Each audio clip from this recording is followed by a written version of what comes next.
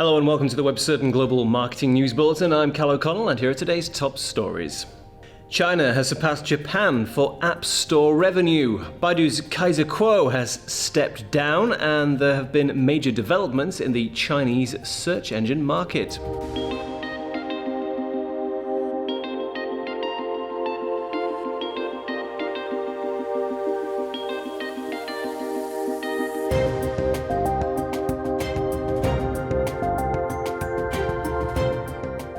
China has overtaken Japan concerning revenue taken from iPhone and iPad apps per year to take second position behind the United States. Since January, China has seen a 220% increase in year-on-year growth to take it into second place. App Annie, who gathered this information for the first quarter of 2016, has said that this increase is due to China's huge number of smartphone owners and the popularity of Apple's big screen iPhone 6 models in the country. The report comes after the country overtook the US for the total number of app downloads last year, making China Apple's fastest growing market in the top three. The 30% lead the US has over China for the moment is said to be due to American users being more willing to pay for service apps such as Netflix, as well as making in-app purchases. Baidu's international communications director Kaiser Kuo is stepping down from his position at the Chinese company. After 20 years in China, Kuo is returning to the United States where he grew up. Viewed as an essential figure on the Chinese media landscape, Kuo worked in several high-level communications jobs before working for Baidu from 2010. He said that he was grateful for the opportunities he had at Baidu, but that he would now be concentrating on the successful podcast he launched with Jeremy Goldkorn, also in 2010. However, this podcast was recently bought by a US startup business, which he says led him to the decision to move back to America. There have been major developments in the Chinese search engine market as Qihoo and Sohu both enter new territory. According to information published by China's National Development and Reform Commission, the privatization of China's second most popular search engine, Qihoo 360, has been approved. In a move worth $9.3 billion, Qihoo chairman Zhao Hongyi said that the deal was a strategic choice after considering domestic and market conditions.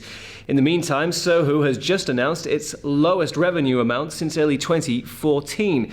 The 10% drop in revenue from last year has been caused by the slowing of the growth of its Sohu search engine, China's third most popular.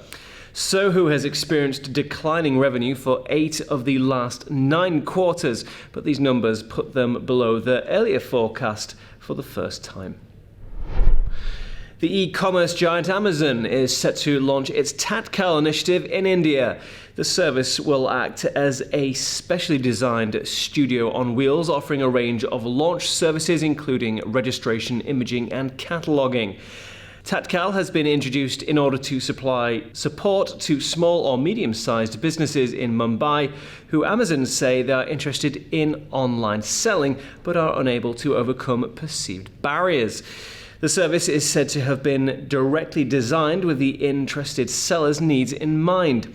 Amazon hopes that Tatkal will help businesses overcome constraints and allow them to sell online within hours. They will be visiting different areas of Mumbai this week, offering availability to users within an hour of online booking. And finally, e-commerce in Italy grew by 19% from 2014 to 2015, research has shown. The study carried out by Casaleggio Associati showed that Italian e-commerce is now worth €28.8 billion. The sector with the highest growth was online shopping centres, who saw their turnover increase by 140%, whilst consumer electronics saw a decrease of 15%.